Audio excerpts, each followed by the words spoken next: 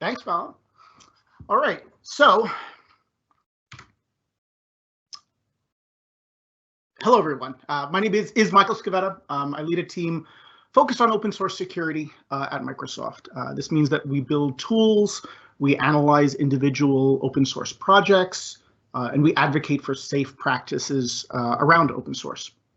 Open source is core. It's an essential part of practically all modern technology.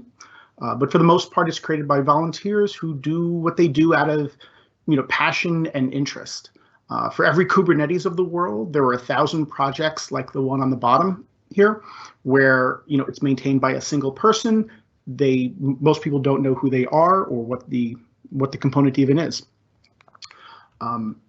But those components down there can oftentimes be just as essential to your business as the Kubernetes of the world.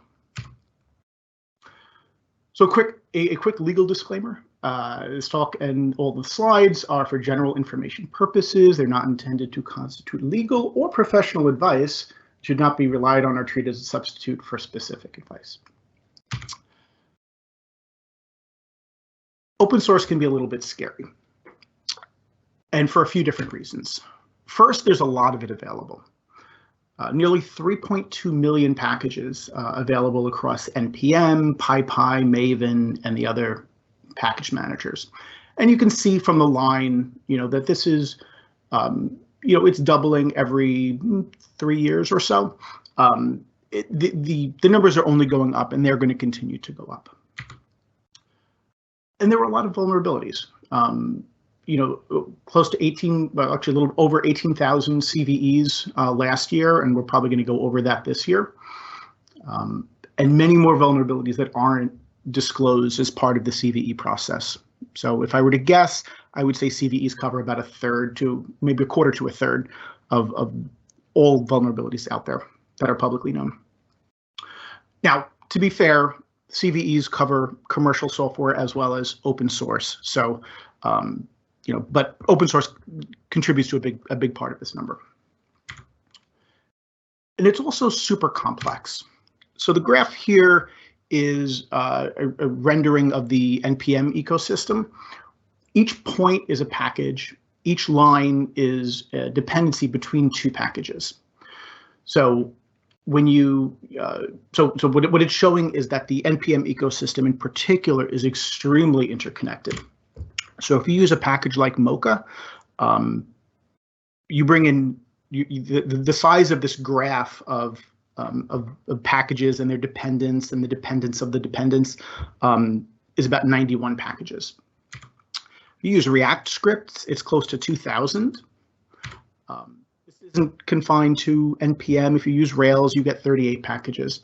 The important thing here, though, is that in this kind of graph, if you were including, Chokidar on the left, but there was a vulnerability in isNumber all the way on the right, that could just as easily impact your final product, your final application, as one at the top level. But you or your engineers didn't include isNumber; they just included Chokidar.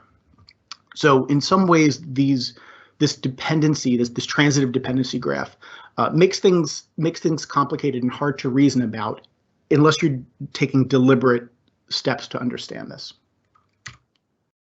So there have been open source security things have been in the news a lot, starting in about 2014 with Heartbleed, and then just kind of going from there. I'm not going to read all of these.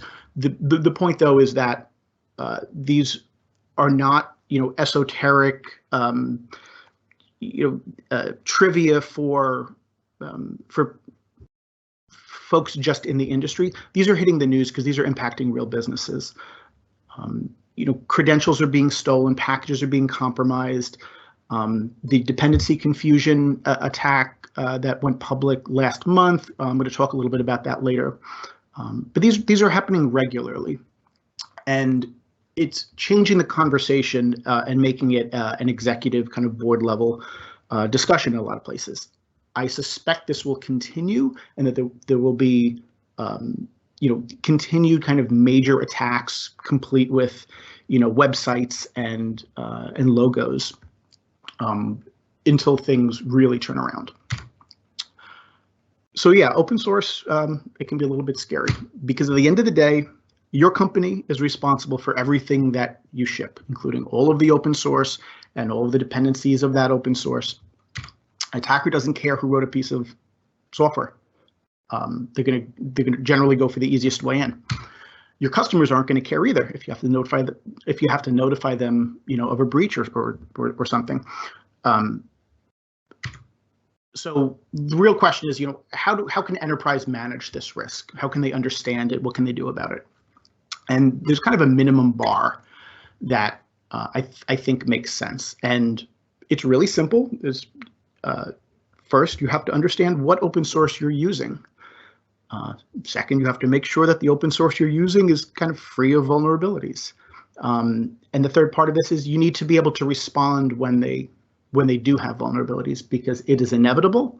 It is a fact of life. You can't really avoid that. So for the first step, the key here is to build is to have an accurate inventory of the open source in use. The key here, though, is that word automated. You can't do this by hand. At Microsoft, we use hundreds of thousands of pieces of open source. And what we found was that the automation is essential, both from a engineering productivity perspective, because it takes a really long time for engineers to do that, to identify those packages manually. And people are people, and people make mistakes. And what you need is you need that inventory to be accurate.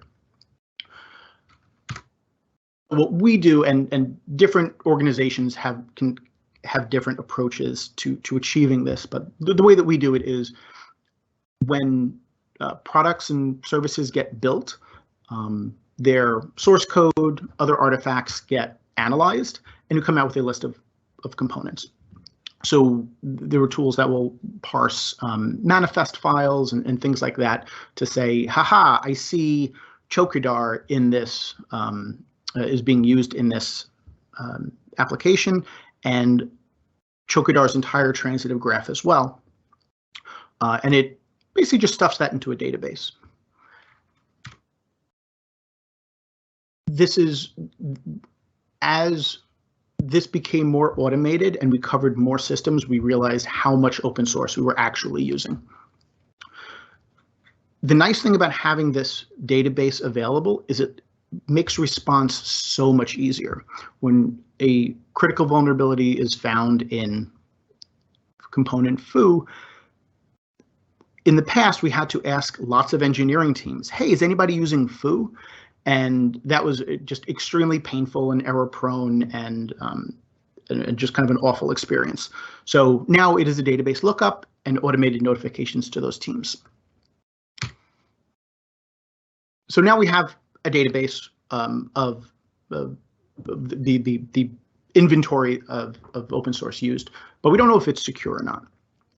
So we and I think any organization needs to have some strategy for ensuring that the open source that they're using doesn't contain vulnerabilities. You could do this in a bunch of different ways. You could just watch the news and wait for really big ones to pop. That's not a great idea, but I guess you could do that. You could include CVE checks. A lot of the commercial tools and open source ones in this space tend to include kind of basic CVE checks, which is fine, and I would say probably the absolute min bar that you should have. You could include commercial vulnerability databases, and you could even add your own static analysis tooling to look for new vulnerabilities. But there's one level higher than that, which is actually rolling up your sleeves and examining a component, which can mean code review in a lot of cases, can mean better, more targeted tooling. And what we believe is that having all components go through a certain level of rigor and then high-risk components go through an even greater level of rigor, is the way to really minimize your risk here. So these in-depth security reviews, this is a core part of what my team does. They are expensive. They are, in some ways, painful to do, but we think it's important. So what does this really mean? We'll look for things like project health. We'll look for secure configuration settings. So as an example there, Elasticsearch, one of the guidance that we would probably obviously give out is don't expose Elasticsearch to the internet directly. We'll look for public vulnerabilities in places that aren't CVEs. We will run our own tools, static and dynamic. We will document this stuff all up and provide it to engineering teams that are interested in using a component, particularly when it's a core part of their service. And then when vulnerabilities do happen, they really fall into two categories. There are the easy ones and the hard ones. Thankfully, most of them are the easy ones. And what I mean by this is a vulnerability is found in component foo. The maintainers of foo, release a new version, a CVE is announced, and because we have this inventory, we're always checking against new vulnerabilities as they come out. Engineers that are using foo just get an automated notification, or in the best scenario, they just get a pull request with the version update. So I think around 99% or so of vulnerabilities go through this process, which is great. And then there were the hard ones, the ones that really require cross-company collaboration and coordination. And maybe it's a project that's really important and essential, but doesn't have a fix. Maybe it's something that we found that we need to coordinate disclosure on.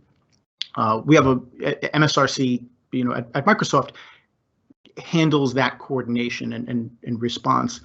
And these are important. You can't forget about the hard ones. You do have to take care of them when they occur. So we've handled this kind of minimum bar. So you have an inventory. You are pretty sure that the inventory that you're using is secure, or at least you know about the vulnerabilities. And then you respond when they're not. So are we done? Well, no. We need to be thinking about a lot of other things. So there are, just do that. That slide doesn't look nice. There are a lot of other areas where risk can come in that really don't fall into the previous categories. These are just some of them. There's probably a dozen or more additional ones, and I'm not going to go through each of these, but this kind of gives just a map of places where risk can come in, and that there aren't great solid mitigations in place cross industry. Everybody is trying to figure this out on their own. So, as an example, I talked a little bit about project health. Is it still being maintained? Is it just, what's the quote bus factor? Backdoors, like attackers are focusing on open source and inserting, malicious code into them for the purposes of taking over, or somehow messing with the users of that open source. Typo-squatting is a big problem, and each of these areas are sufficiently interesting, I think, to account for multiple webinars.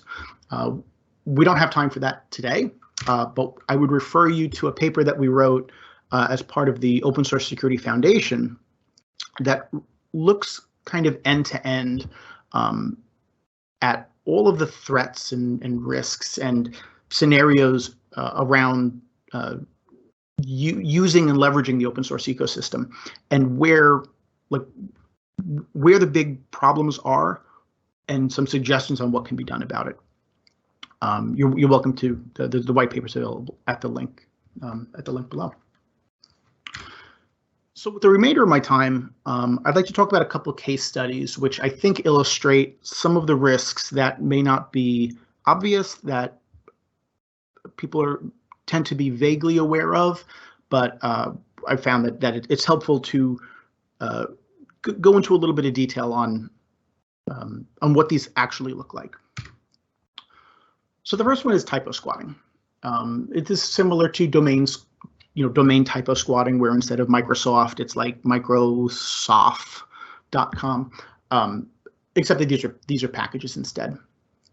So, back about a year ago, attackers published about 725 malicious packages in the Ruby Gems ecosystem. It took 2 months to find them, and these were, the packages were named things like Atlas-client instead of Atlas_client. The purpose of that malware was to steal cryptocurrency, but people publish these packages for all sorts of reasons. Another one hit the Python ecosystem with Python 3-dateutil, which was not the same as dateutil, and other folks using kind of homoglyphs to that they hid a capital an L where there's a 1 and things like that. So we recognize that this became a problem. A while ago, we wrote some internal tooling to find this. As an example, when I did this presentation about a year ago or so, about a year ago, and in preparation for that, we ran this against Django, and literally the very first one that came up turned out to be a typo-squatted package. So we got it fixed and we got it removed and everything is good and now it's gone. But these things pop up all the time. Over the past, I think this is about 2 years, the major ones from about 2 years of work here. We found cryptocurrency, we found typo squatting against literally the top 10 most downloaded NPM packages. We found reverse shells. We found data exfiltrating kind of backdoors where they grab configuration and access tokens and send it to Discord. So we want to do a little bit more than just have a service ourselves. So we have a project on GitHub called OSS Gadget, which is our Swiss Army knife collection of interesting tools that we use and we thought would be valuable to the community. So we recently added the typo squatting detection in there, so you can literally from a command line just run this against Django, for instance, and it will generate the list of possible typo squats and queries the registry to see which of those exist. So in this case, there were five in the Python registry. But to be clear, all 5 of these are legitimate projects. They just happen to be named like Django. So just because something has a similar name, it doesn't mean it's bad, but it is something that should be looked at once in a while.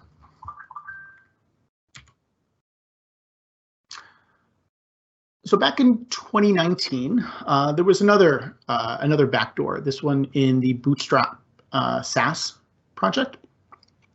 The way this one worked was you essentially had the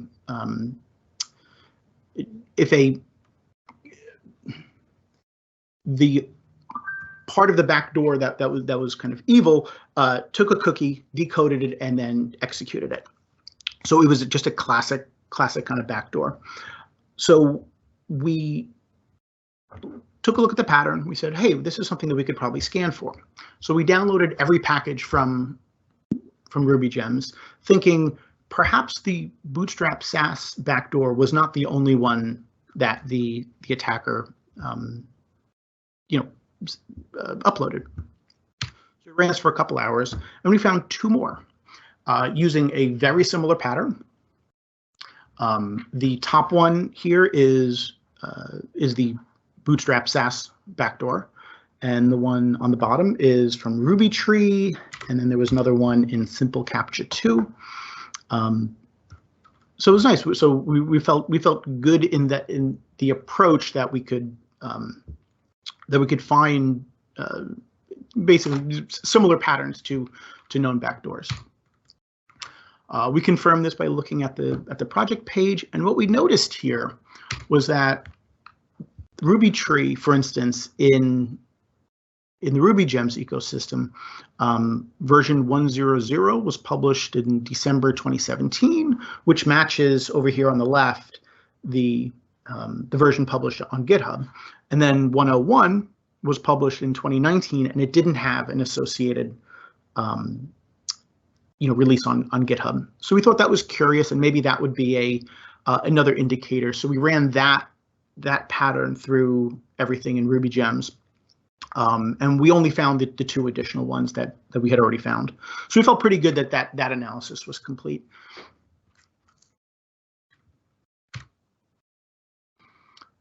And now dependency confusion.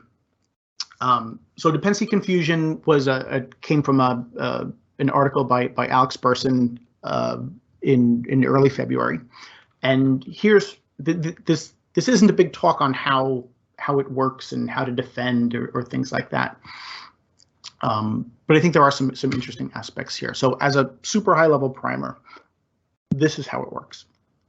A package manager client is something that lives on your device. A registry is something like PyPy or NPM. There are internal registries that companies can set up privately, and there are public ones. But generally the way that it works is the client says, hey, do you have foo? And the registry says, yep, here you go. It gives you back the binary or the source code or whatever. On the internal side, it works exactly the same way. But what happens if the same package name exists in both the internal and a public registry, and they are different packages? So the scenario here really is, for years I've been using this internal package called, well, I guess foo, and everything was fine. But there was no discrepancy because foo didn't exist outside. But now someone on the outside figured out that you were using foo internally and published foo outside too. So now there's some ambiguity. What should the package manager client do? Does it prefer internal over public? Does it randomly choose one? Does it error out? Is there a implied ordering there? Unfortunately, every package manager is different, and the steps that you'd need to take in order to mitigate this risk, kind of depends a bit on context and your setup. So fortunately, there are some good resources. GitHub's published a few, we published a few, and there's a lot of thought and discussion in the community on how to really handle this. One of the easiest ways to do this is with scoping scoped namespaces. So on NPM, you publish your internal packages under a scope that's reserved for you, so that no one else can really choose the same name. But there are lots of other strategies as well. What our role in this, as this came up, was to detect dependency confusion. So we had a pretty simple strategy here. We looked for we assembled a list of all internally used packages. So going back to a much earlier slide, having an accurate inventory of the packages used also included internal packages. So we have this giant list, and then we simply watched for new packages as they were published. If the package name is on the list, then send us an alert. And we were particularly interested in packages that were published for the first time externally. So we looked at the package, other packages by the same author, and if anything kind of looked dodgy, then we alerted the package management systems kind of security team. So we reached out to PyPy or NPM or anybody else, and they generally took the packages down. What we weren't quite well, I won't say we weren't ready for it, but we weren't expecting it, was the volume here. So we've been looking, so we generally examine about 2 million packages a month through the system that we built. And since mid-February, we've had over 15,000 packages that were in this case dodgy, that we've been able to get removed from the registry. I just want to be super clear. There are lots of researchers and companies looking for these packages, so I can't claim that we were the very first one to find all 15,000 of these, but when we reported them, they were still active. So that's my disclaimer, as like lots of people are doing this as well. So I want to show you what these actually look like, because I think these are interesting, and they kind of come in 5 flavors or 5 levels of spiciness. And the first one is the most basic. This is clearly a proof of concept. This is done by a security researcher, presumably a security researcher, and this is against NPM projects. So when you install an NPM component, an NPM package, there's a list of scripts that's contained in it, and it's just, after you install, do this thing, or in this case, right before you install it, do this thing. And this thing is run index.js, and index.js, all it does is basically ping the attacker's or security researcher's endpoint here with the package name. So that's okay. I mean, is this an attack? Is this a backdoor? I don't know. I'll give some arguments in a few minutes on why I think this is still bad. But there were about 14,000 of packages had this pattern. I think these came from a handful of different authors, but there was really one author that did the bulk of them.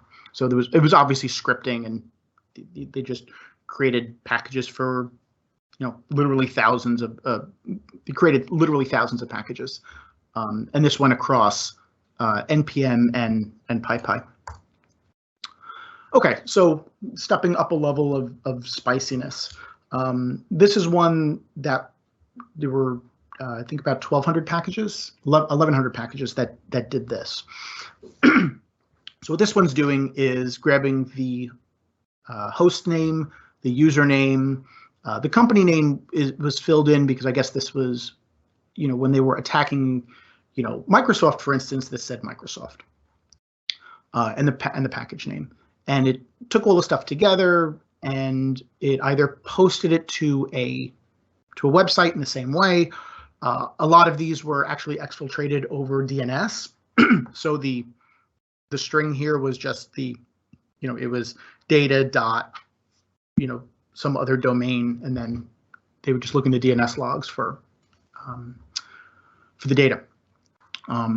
So now this is, well, okay, so username and host name, directory name, these could be moderately sensitive.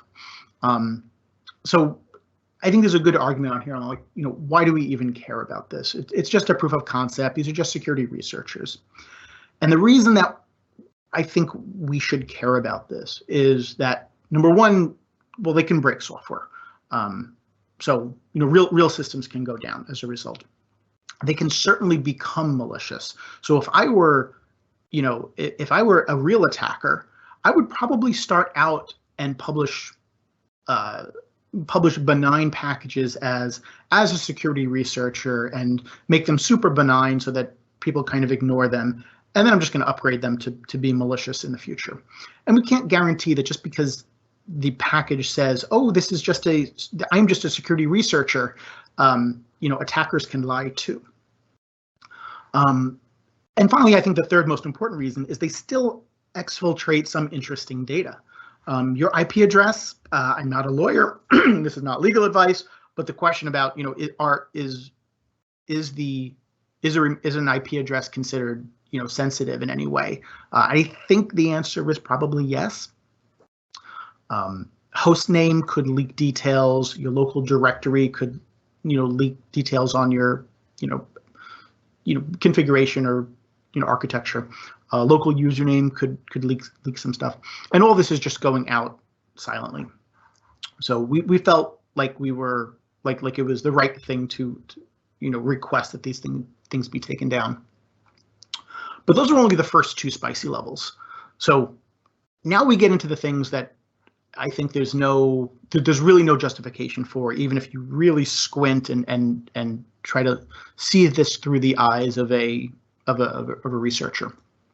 Thankfully, there were fewer of these types of packages. So this one is very similar to the first in that it, basically just does first or second. It's similar to the second one because it exfiltrates the current working directory, the host name, and all of your environment variables. So your environment variables are, can contain tokens and, other secrets. Now, it's probably a best practice not to store secrets in environment variables, but we know people do, and therefore this attack is clearly intending to exfiltrate sensitive data. And then we go one step up. This occurred in a few packages that we found. I think only 2. The context here is this was a Typo-Squatting package against a super popular npm package, and what they did was they took the real package and they just copied it, and then they interspersed these lines here kind of randomly within the rest of the source code. So they weren't all bunched up in one section. I guess they were trying to hide. And what it would do, this last line here on the bottom is the thing that does it.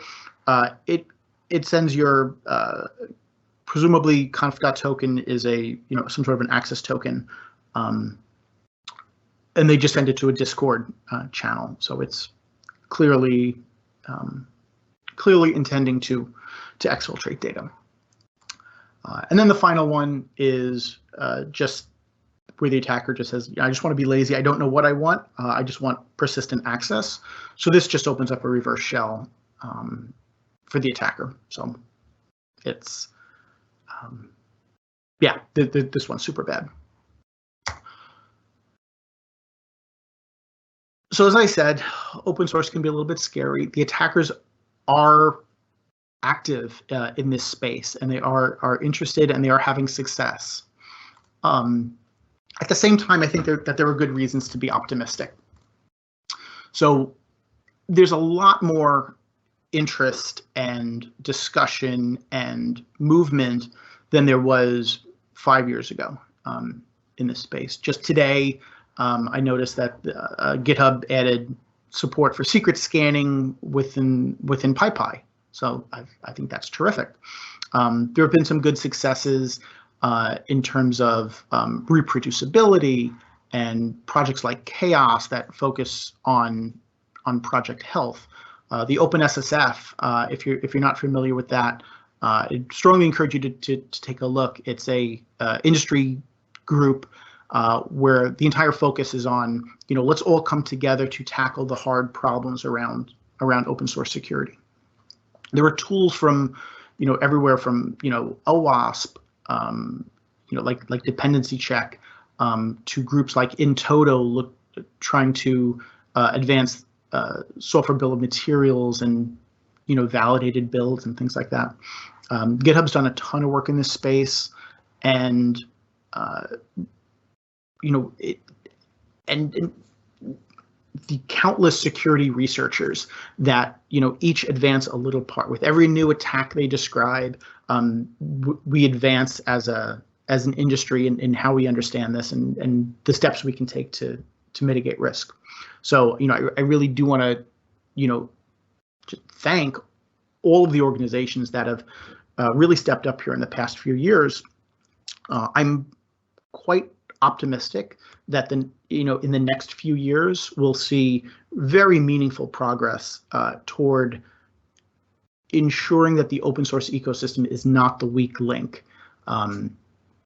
because open source provides a ton of value. It is so core and essential, and it would be a horrible failure if this work reduced the amount of interest and use of open source. We want there to be more open source. We want there to be more better open source, I guess. So the key takeaways from this talk are really, wherever you are, every organization is different, and I can't claim that what works for us would work for you literally. But here are the things that I've kind of taken away. First, if you don't have an accurate inventory of the open source you're using, I think that's probably one that should be very near the top of your list. Automation is essential. If you are doing things with questionnaires or spreadsheets, please consider alternatives.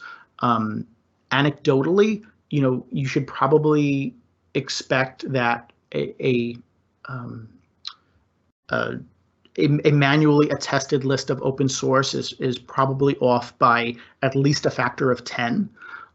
So you really want that automation, and there are vendors that do this, that can help there.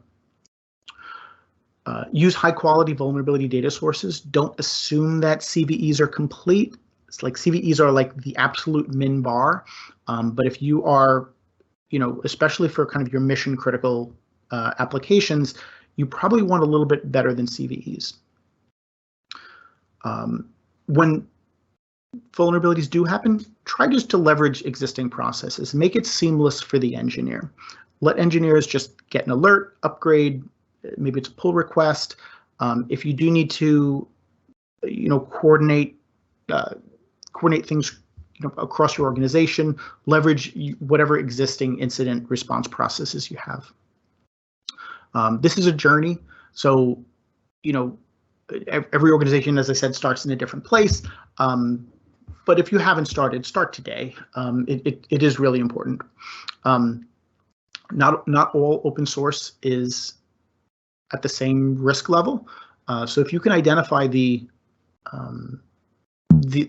packages that are most important to you, hopefully in a data-driven way, then you can focus more attention on those, because most organizations use an incredibly high volume of open source, and you literally can't do everything to all of them. So even when I mentioned the security reviews that my team does, we focus on the high-risk components, because we can never finish doing all of them. So it's a mixed approach. A general best practice that I found is, if you have a culture or an engineering practice of just keeping open source components up to date regularly, that can mitigate a lot of risk, because generally speaking, the latest stable version of a component is the most secure. There are outliers where that's not the case, but it's probably a good rule of thumb. So you wind up mitigating so much risk just by having that practice, where you don't need to be responding as much. And then finally, kind of this open source security supply chain. This is a very evolving landscape. Things are changing all the time. There are new things that hopefully should be landing in the next year that will help ensure provenance and integrity as open source moves throughout its kind of life cycle. Watch the space and be ready to take advantage of some of these things. So I'll leave a couple of resources here. Some of these are tools that we've written that either that we think can provide value within an open source context. The Open Source Security Foundation, there were links there. I highly recommend taking a look, and if you're interested, joining. We have some tools, and the top link is to the white paper that I mentioned. I would be super happy to take any questions, and I will make sure that the slides are available. So, thank you.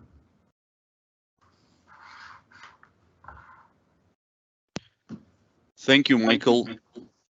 Let me just see here if we have any open questions.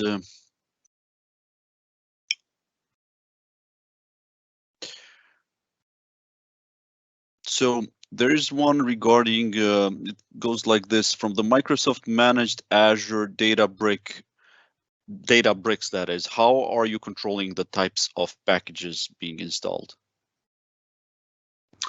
That's a great question. I don't know the answer to that. I would refer to the Azure team that does that integration. I think generally speaking, a lot of whenever there's a kind of an extension model, so this would go true for browser extensions or Databricks modules. There's always you have a microcosm of the larger open source security ecosystem risks there, and a lot of it is the answer I would guess is very context dependent in terms of what kind of sandboxing is available and the capabilities of the extensions and things like that. But I don't know specifically about that. Sounds good. And the next one is, we're a small shop, and the effort that you're saying is vital for creating a secure open source software environment far exceeds our abilities, and yet we still need OSS to build out our critical applications. Are there any reliable third-party entities that can be hired to verify OSS puppies? That's a great question. So I can't endorse any specific third parties. There are, I mean, if you just web search, open source security, you'll very easily find the top 3 or 4. I think in general, especially for small shops, I think the ideal kind of easiest scenario is you have and kind of an internal registry proxy thing that everyone uses that thing only, and then the vendor that provides that thing also provides assurances that they are free of vulnerabilities and new vulnerabilities are made known to you. I should say though that the GitHub ecosystem is advancing nicely. Dependabot, I think, is a wonderful technology, and even if you take the concept and if a different vendor implemented it, it's just as awesome. Where as new vulnerabilities are found, or even version upgrades from a kind of keeping open source up to date, you just get a pull request. So the pull request does the testing and the validation to make sure that the upgrade doesn't break, and then if you like it, you hit merge, and then you're good to go. Anything that reduces that friction, because you're right. Even if you are if you're a 20 or 30 person shop, you still carry the same level of risk as the largest enterprises in terms of open source is kind of existential to your business, but you can't throw a team of 50 at the problem. So for that, I think the vendors and the automation is absolutely key. Well, thank you for that. There's a question about roadmap. I just replied to the person that this is a public webinar, so we normally don't share roadmaps, but I did provide a link where they can sign up for the private preview and where the roadmaps can be discussed. But thank you for that feedback from this anonymous person. And we're receiving lots of instant feedbacks. They're liking the session so much, so this is great. And there's a question on will there be a session on the practical defense for open source software in the enterprise? Example, WSL2 that has the firewall bypass and links files back to the OS. I appreciate this session for this fits overall security picture. Anything on that? I don't. I need to think a little bit about where that would fit in. I think that's super important, especially well, WSL2 is especially interesting because of its ties back to the OS and the fact that most of WSL2 is functionally just open source stuff.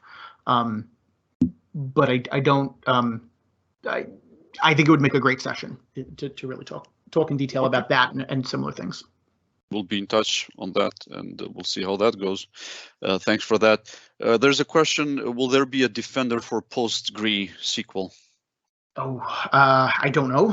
I would. I mean, I would direct that to the defender team. I assume you mean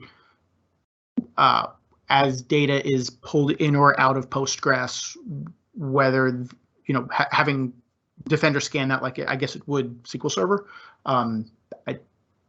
That sounds like a reasonable request. Yeah, perhaps just an extension to that question, and this could more likely come from the same attendee.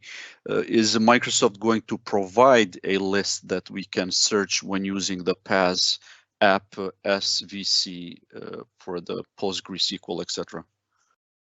Meaning the list of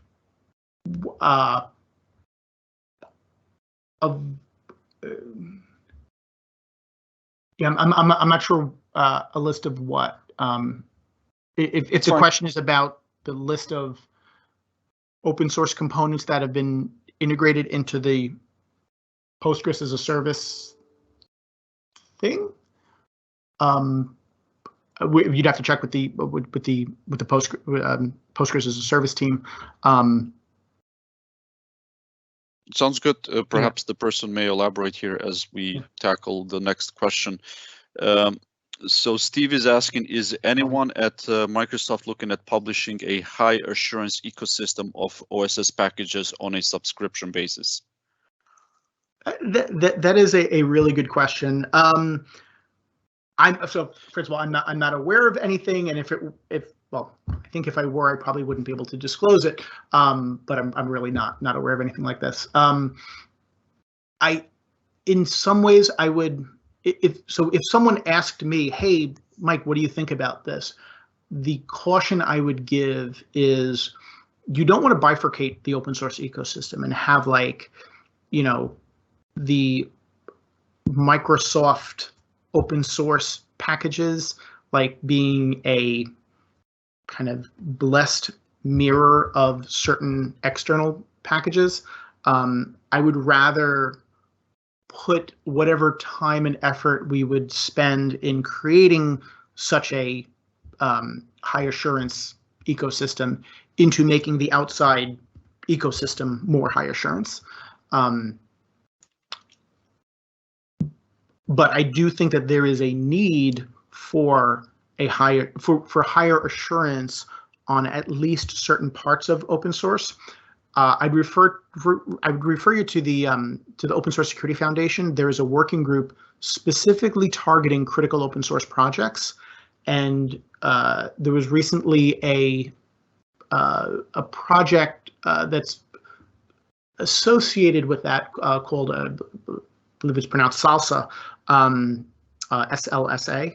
That just went out maybe yesterday, the day before, talking about the how you gain assurance and how you bucketize different open source components into into basically assurance levels. So you may say that for I'm building this into a into a pacemaker, therefore it needs to be level X, or it's just a calendar widget on my marketing site. Maybe that's a different level.